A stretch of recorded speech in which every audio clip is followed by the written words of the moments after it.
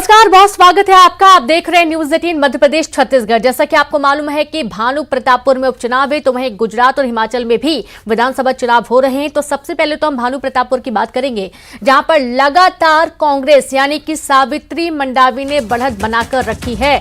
दूसरे राउंड में भी सावित्री मंडावी आगे चल रही हैं रुझानों में, और आज निर्दलीय अकबर कुर्राम ने बीजेपी को पीछे कर दिया। आप देखिए, अकबर कुर्राम को लेकर ये लगातार अटकलें थी कि वो कहीं ना कहीं एक नुकसान पहुंचा सकते हैं बीजेपी और कांग्रेस को, लेकिन यहां पर बीजेपी को नुकसान पहुंचाते हुए अकबर कुर्राम नजर आ रहे हैं। नोटा को 921 वोट मिले हैं, इसे भी नजरअंदाज नहीं किया जा सकता है, क्योंकि ये जो 921 वोट नोटा को गए हैं, यानी कि किसी से भी संतुष्ट ये 921 वोट जो मतदाता है वो नहीं है। बीजेपी के ब्रह्मानंद नेताम पीछे हैं। दूसरे राउंड में सावित्री मंडावी लगातार बढ़त बनाए हुए रुझानों में आगे चल रही हैं, और ब्रह्मानंद नेताम जो कि जीत का दावा लगातार बीजेपी करती आ रही थी, उनको अकबर कुर्राम जो कि आदिवासी सर्व समाज से निर्दलीय प्रत्याशी हैं, उन्होंने भी पीछे पछाड़ दिया है। और चलिए सीधे रुक करेंगे, ममता लांजेवार जुड़ गई हैं। ममता, लगातार सावित्री मंडावी बढ़त बनाए हुए हैं और अभी क्या कुछ अपडेट है?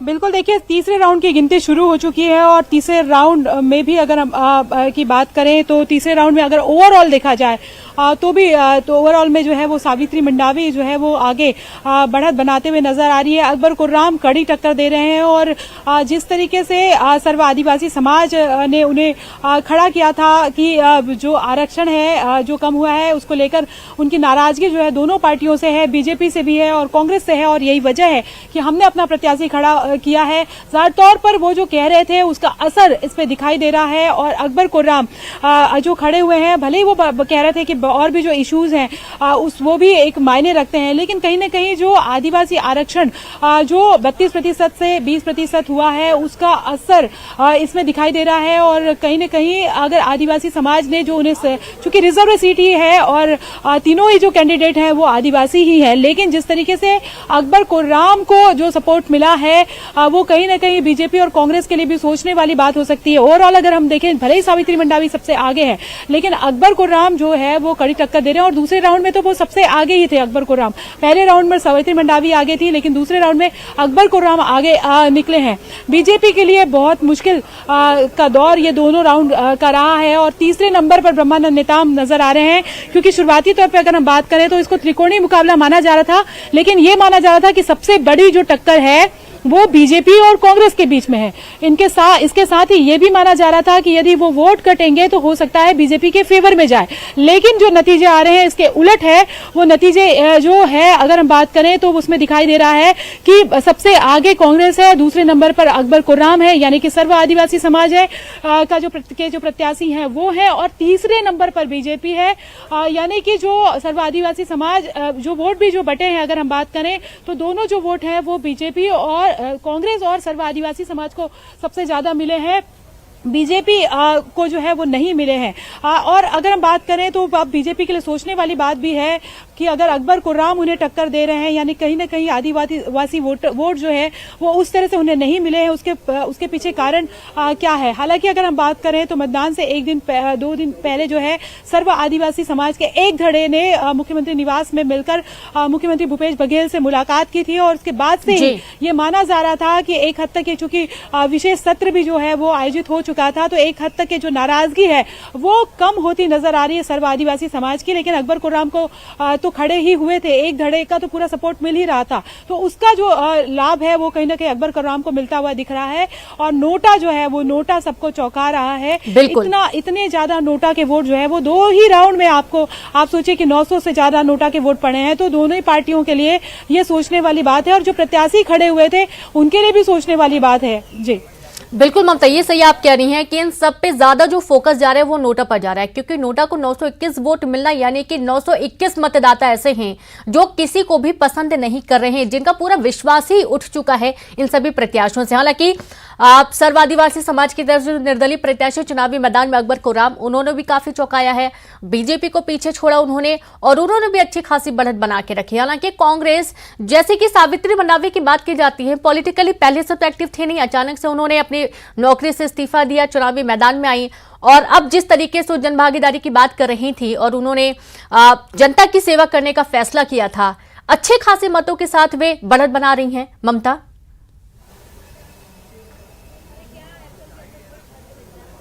बिल्कुल देखिए, और अगर हम बात करें तो 5,500 से ज्यादा वोटों से सावित्री मंडावी आगे हैं। और अभी दूसरे राउंड की अगर हम बात करें तो ये जो अंदर से जो हमारे सूत्र कह रहे हैं करीबन 7,000 के करीबन से वो आगे चल रही हैं। हालांकि जो फाइनली जो आंकड़े आएंगे उसके बाद में और भी ज्यादा कहा जा सकता है, लेकिन अभी एक बार फिर से हम आपको बताना चाहेंगे कि दूसरे राउंड में अगर ओवरऑल अगर हम बात करें तो 5,812 जो वोट है उससे सावित्री मंडावी जो है वो आगे हैं। ब्रह्मानंद नेताम 2,978 वोटों के साथ में है और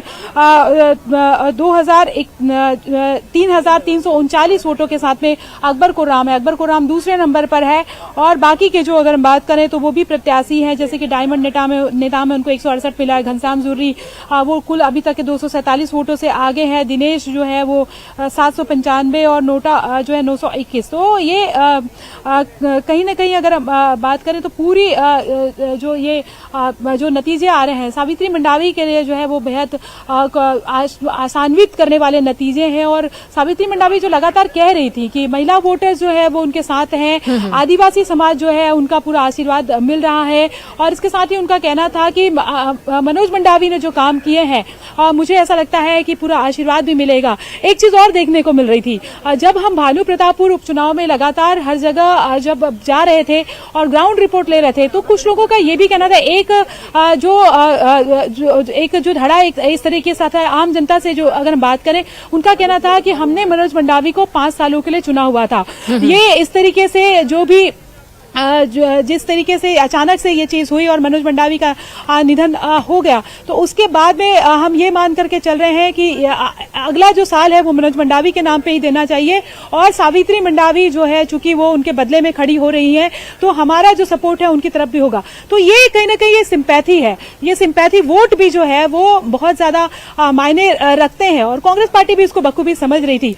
ऐसे समय में जो करीबन 14 लोगों ने अपनी दावेदारी जो है वो सामने लाई थी और उसके बाद भी और ये इस बात को लेकर असमंजस हो रहा था लास्ट टाइम पे कि दो जो सबसे ज्यादा आगे चल रहे थे। अगर हम बात करें तो 2 नाम जो है वो सबसे जो है वो आगे चल रहे थे। एक तो बिसे जो पिछले जो बिल्कुल ममता, आप लगातार जुड़े रहे, आगे भी आपसे अभी अपडेट लेंगे। हमारे साथ बीजेपी नेता दीपक विजयवर्गीय जी भी जुड़ गए। दीपक जी, बहुत स्वागत है आपका न्यूज 18 पर।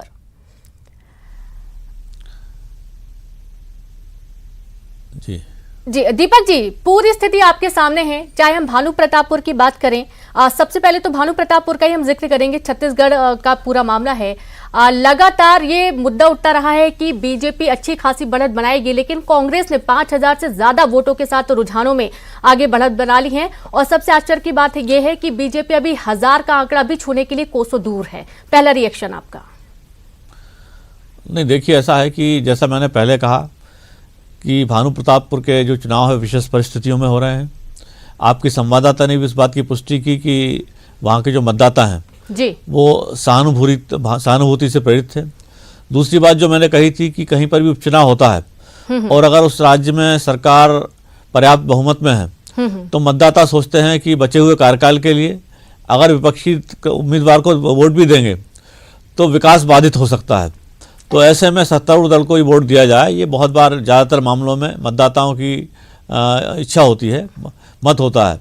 तो ये 2 प्रमुख कारण हैं जिसकी वजह से सावित्री जी को जो बढ़त मिल रही है।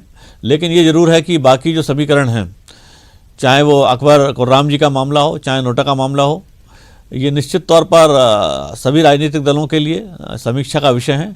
हमारे लिए भी समीक्षा का विषय है कि ये जो वोट हैं ये कांग्रेस से वोट अगर नाराज थे तो हमें क्यों नहीं मिले। अगर अकबर कुर्राम कोई खास इशू बनाने में आदिवासियों के बीच में सफल रहे हैं जी, तो उसकी वजह क्या है? क्योंकि भारतीय जनता पार्टी हमेशा से जनजातियों की समर्थक रही है और जैसे हमने राष्ट्रपति तक के पद पर पहुंचाया और भी बहुत महत्वपूर्ण काम है जनजातियों के लिए किए हैं। मैं समझता हूं अगर उसकी पूरी लिस्ट हो जाएगी, लेकिन उसके बाद भी उन बातों को अगर हम नहीं पहुंचा पाए जनजातीय लोग व्यक्तियों तक तो हमारी सोचने का विषय है और निश्चित तौर पर हम अपनी रणनीति में बेहतरी लाएंगे। जी, ये जो पूरा रुझान सामने आ रहे से क्या कहेंगे? वक्त का तकादा, रणनीति में कहीं चूक या फिर प्रत्याशी चयन में कहीं चूक बीजेपी की तरफ से? नहीं, देखिए सबसे पहली जो एक लाइन में बात कहें कि सावित्री मंडावी जी को सहानुभूति का फायदा पहले दिन से मिला है, क्योंकि जो परिस्थितियां हैं भारतीय समाज में, हर सीट पर, खाली सीट का मामला नहीं, कहीं पर भी इन परिस्थितियों में चुनाव होता है तो सिंपैथी मतदाताओं की उस परिवार के उस व्यक्ति पे होती है जिसके एवज में वो खड़ा हुआ है, और वो सहानुभूति की वजह से पर्याप्त मतदाता उनके पक्ष में खड़े होते हैं जी। यहाँ जो स्थितियां हैं वो बिल्कुल साफ हैं। तो सहानुभूति पहले दिन से उनके साथ थी। और दूसरा, छत्तीसगढ़ में चूंकि सरकार है कांग्रेस पार्टी की, तो दूसरा वजह यह भी है कि विकास किसी तरह बाधित ना हो। ऐसी परिस्थितियों में भाजपा सारी चीज़ों को समझती है, लेकिन हर चुनाव में पूरी ताकत से लड़ा जाना जरूरी है, लोकतंत्र का तकाजा होता है, इसलिए हम पूरी ताकत से उतरे। इस बीच में भूपेश बघेल जी ने जो अपने दांव पैंच है उससे कानूनी पेचीदगियां बढ़ाने की कोशिश की, हमारे कार्यकर्ताओं पे दबाव भी बनाया बहुत जगह। वो सारी बातें हमने चुनाव आयोग को भी शिकायत की हैं, लेकिन अब जो परिस्थितियां, नतीजे आते हैं वो सामने हैं। सारी चीजों को देखकर हम फिर से विश्लेषण करेंगे। बिल्कुल बिल्कुल दीपक जी, अब हम बात करेंगे गुजरात के और साथ ही हिमाचल के। गुजरात में तो बीजेपी ने अच्छा खासा प्रदर्शन किया है, क्योंकि पहले भी जब जमीनी स्तर पर बात की जा रही थी तो ये साफ था कि कहीं ना कहीं बीजेपी के लिए अच्छा खासा जनाधार वहां पर पहले से ही एकत्रित है और अच्छी खासी रैलियां भी वहां पर की गई हैं। गुजरात तो पहले से ही बीजेपी का गढ़ रहा है और यहाँ पर कोई आश्चर्य की बात नहीं कि 148 सीटों के साथ लगातार बीजेपी बढ़त बनाए हुए है। कांग्रेस 22 सीट पर अभी बनी हुई है और वहीं पर अन्य की बात करें तो 8 सीटों पर आप पार्टी और अदर्स 4 पर है। तो गुजरात के लिए आपका रिएक्शन जानना चाहेंगे, क्योंकि खुश तो बहुत होंगे क्योंकि गुजरात बीजेपी का गढ़ है और बीजेपी का गढ़ बने रहने की भी भारी उम्मीद बनी हुई है। नहीं, निश्चित तौर पर किसी भी राजनीतिक दल को अगर किसी राज्य में लगातार 7 बार जनादेश मिलता है तो निश्चित तौर पर एक बड़ी मोहर है उसके कामकाज के लिए, उसकी संगठन क्षमता के ऊपर। तो निश्चित तौर पर बहुत खुशी की बात है। और जो पहले भी सर्वे बता रहे थे कि हम 150 तक का आंकड़ा छू सकते हैं, तो ये बात पुष्ट हो रही है। कांग्रेस पार्टी ने पिछली बार जो चुनाव लड़ा था, आक्रोश भड़काने के हिसाब से, असंतोष फैलाने के हिसाब से, जातीय हिंसा फैलाने के हिसाब से, वो एक बुलबुला उसी समय साबित हुआ था और वो सारी बात खत्म हो गई। मुझे लगता है कांग्रेस पार्टी अपनी सारी ताकत पिछले चुनाव में लगा चुकी थी और उससे ज़्यादा ना तो कोई सकारात्मकता उनके पास है, ना नकारात्मकता फैलाने की क्षमता उनके पास है। और इसीलिए राहुल गांधी चुनाव प्रचार करने तक नहीं गए वहाँ। वो जानते थे कि कांग्रेस का सूपड़ा साफ दीपक जी, होने वाला आपको रोकना चाहेंगे, वापस आपके पास आएंगे, लेकिन एक बार फिर से सीधे रुख करेंगे कांकेर की तरफ। ममता हमारे साथ जुड़ी हुई है। जी ममता। डायमंड नेताम को 45 वोट मिले हैं। बिल्कुल, देखिए ये तीसरे राउंड की जो काउंटिंग है उसके बताया जा रहा है। अकबर राम को 1657 वोट मिले हैं। दिनेश कुमार कल्लो को 280 मत मिले हैं और नोटा में 249। इस तरह से कुल जो मत तीसरे राउंड में पड़ा है वो 7631। और अब तक का जो वोट मिला है तीनों राउंड मिला करके, उसमें ब्रह्मानंद नेताम को 4359 मत मिले हैं। ब्रह्मानंद नेताम को 4359 मत मिले हैं। सावित्री मनोज मंडावी को 9592 वोट मिले हैं। सावित्री मनोज मंडावी को 9592 मत मिले हैं। घनश्याम जुर्री को 389 मत मिले हैं। घनश्याम जुर्री को 389 मत मिले हैं। डायमंड नेताम को 213 मत मिले हैं। डायमंड नेताम को 213 मत मिला है। शिवलाल पूड़ो उनको 401 मत मिला है। शिवलाल पूड़ो को 401 मत मिला है। अकबर राम को 4996 मत मिले हैं। अकबर राम को 4996 मत मिला है। दिनेश कुमार कल्लो को 1075। दिनेश कुमार कल्लो को 1075। अब तक जो नोटा को मिला है 1170, नोटा को 1170। इस तरह से कुल 3 राउंड की समाप्ति तक जो कुल वोट पड़े हैं 22,195। कुल जो मत पड़ा है 22,195। धन्यवाद।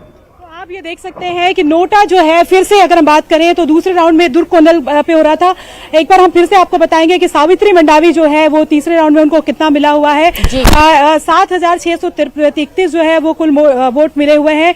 नोटा जो है 249 वोट मिले हैं। तीसरे राउंड में भी अगर हम बात करें तो मुकाबला जो है वो सावित्री मंडावी और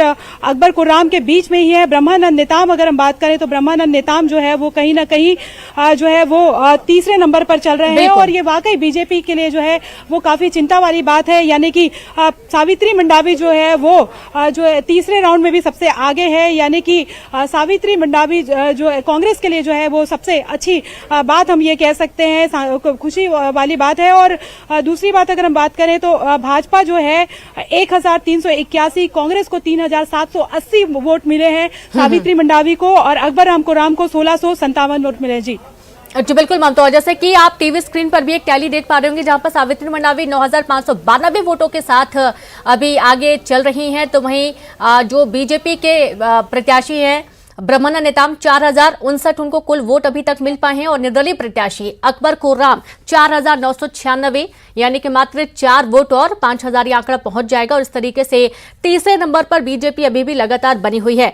ममता, इसमें कोई दो राय नहीं है कि सावित्री मंडावी बिल्कुल आगे बनी हुई है। अभी लगातार तीसरे राउंड की गिनती पूरी हो चुकी है और यहां पर यह भी देखिए आप कि सावित्री मंडावी दावा ये किया जा रहा था कि आधे भी नहीं पहुंच पाएगी कांग्रेस बीजेपी के सामने, लेकिन बिल्कुल उल्टा हो चुका है। यहां पर तीसरे राउंड की गिनती पूरी हो चुकी है। कांग्रेस की सावित्री मंडावी आगे चल रही हैं, 9,592 कुल वोट इनको अभी तक मिल चुके हैं और दूसरे नंबर पर पहुंचे हैं निर्दलीय प्रत्याशी अकबर कुर्राम। थोड़ा चौंकाता है ये पूरा मामला। तो वहीं बीजेपी प्रत्याशी अब तीसरे स्थान पर पहुंच चुके हैं ब्रह्मानंद नेताम, 4,059 उनको कुल वोट अभी तक मिले हैं। आप ये देखिए कि नोटा ने एक बार फिर से सबको चौंका दिया। ममता को रुक करेंगे। ममता, ये जो नोटा में वोट जा रहे हैं ये किसी पर भी भरोसा नहीं कर रहे हैं और कहीं ना कहीं ये बीजेपी को भी नुकसान पहुंचा रहे हैं और यहां जो अकबर कुर्राम है इन्होंने तो खुद ही नुकसान पहुंचाया है बीजेपी को।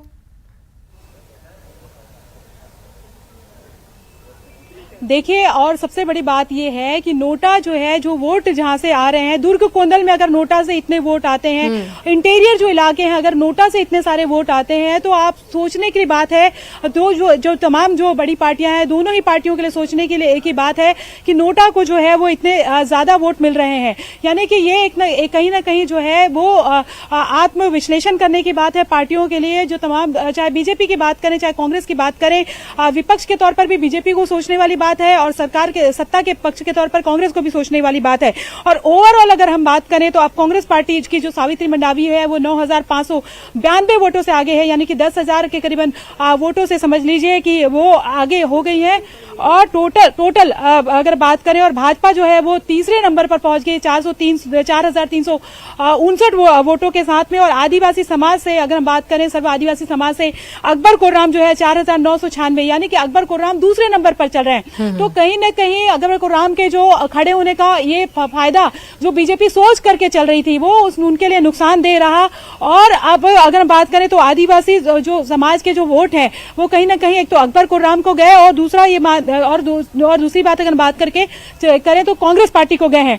नोटा जो है वो तीसरे राउंड में 149 वोट जो है वो नोटा को मिलते हैं। तो तीसरे राउंड में भी अगर 100 से ज्यादा वोट नोटा को मिलते हैं तो ये सोचने वाली बात है। और अभी फिर से एक अनाउंसमेंट होने वाला है और हम सीधे आपको वो अनाउंसमेंट सुनवाएंगे। तीसरे राउंड की जो अनाउंसमेंट है वो कंप्लीट हो चुकी है और ये माना जा रहा है कि अब बस कुछ ही सेकंड्स में जो है वो चौथे राउंड को लेकर भी अनाउंसमेंट हो सकता है। लेकिन अब अगर बात करें तो बीजेपी के लिए बेहद मुश्किल समय है, बेहद आत्मविश्लेषण का भी समय अगर हम कहें तो। हालांकि 19 राउंड जो है 19 राउंड में गिनती होगी, 14 टेबल्स की जो है वो गिनती होगी। लेकिन ये जो 3 राउंड है वो बीजेपी के लिए काफी निराशाजनक मान सकते हैं। बीजेपी ये भी मान करके चल रही थी कि कहीं ना कहीं दूसरे नंबर पर रहेगी, लेकिन अगर तीसरे नंबर पे आप रहते हैं और एक समाज का धड़ा अपना कैंडिडेट खड़ा करता है, अकबर राम कुर्राम की भी अगर हम बात करें तो उनका कोई पॉलिटिकल रिकॉर्ड नहीं रहा है, पॉलिटिकली वो एक्टिव नहीं रहे हैं, सरकारी नौकरी में रहे, अचानक से खड़े कर दिए गए हैं। सावित्री मंडावी की अगर हम बात करें तो ये जरूर है कि उनके पति मनोज मंडावी लगातार यहाँ के जाने माने लीडर रहे हैं। लेकिन सावित्री मंडावी भी सीधे तौर पे पॉलिटिक्स में एक्टिव नहीं रही थी।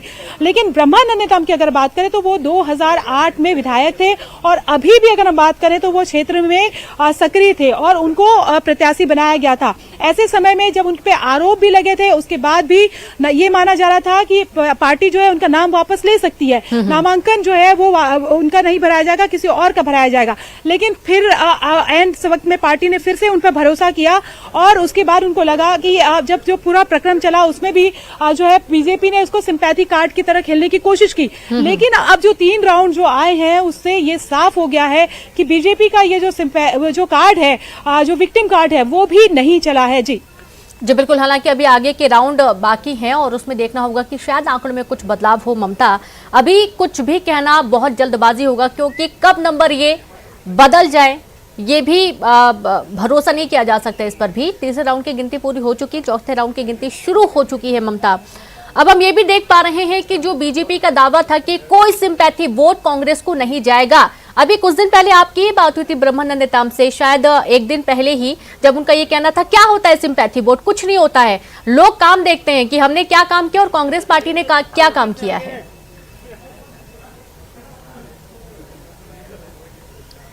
देखिए, अगर हम बात करें तो ये जो सिंपैथी वोट की अगर हम बात करें तो कांग्रेस तो ये कहीं ना कहीं कांग्रेस के बयान से तो ये साफ हो रहा था कि और बात भी ये थी कि पार्टी की जो स्ट्रेटेजी रही है वो भी यही स्ट्रेटेजी रही है जो सावित्री मंडावी को जो दिया गया। दूसरी बात ये कह रहे थे, मुख्यमंत्री भी कह रहे थे लगातार और बाकी लीडर्स भी कह रहे थे कि मनोज मंडावी ने जो काम किए हैं उन काम को ध्यान में रखते हुए जो है हमें उम्मीद है कि कांग्रेस पार्टी ही जीतेगी। लेकिन दूसरी तरफ अगर हम बात करें तो बीजेपी, जैसे कि विजय वर्गीय अभी कह रहे थे कि सिंपैथी वोट जो है वो काम कर गया, लेकिन पहले वो नतीजे आने से पहले इस बात से वो साफ तौर पे इनकार कर रहे थे कि कहीं कोई सिंपैथी नहीं है और वो साफ तौर पे कह रहे थे कि नाराजगी जो है भले ही वो मनोज मंडावी के साथ में नाराजगी रही थी लोगों की और यही वजह है कि बीजेपी को लोग चुनेंगे।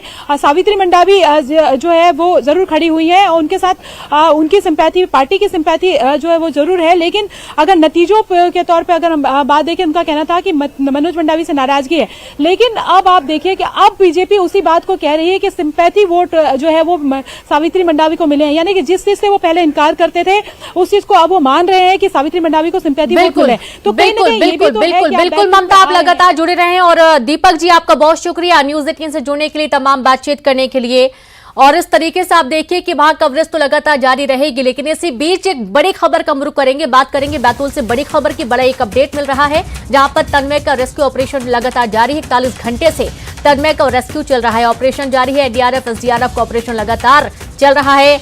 आई टाइप बनाई जाएगी अब सुरंग, चट्टान तोड़ने के बाद सुरंग बनाई जाएगी। अब चूंकि काफी वक्त हो चुका है, मासूम अभी भी गड्ढे में फंसा हुआ है, चट्टान तोड़ने के बाद अब सुरंग बनाए जाने की बात कही जा रही है। बड़ी खबर बैतूल से। और आइए अब देखते हैं गाड़ी चलाने वालों के लिए एक बड़ी खबर। इस समय की बड़ी खबर, वेल्वोलिन लेकर आया है ऑल क्लाइमेट एडवांस और all climate premium full synthetic engine oil, जो कि सुटेबल है हर कार के लिए और दे बेहतरीन एक्सपीरियंस। तो आइए लोगों से पूछते हैं उनकी राय। अब वेल्वोलिन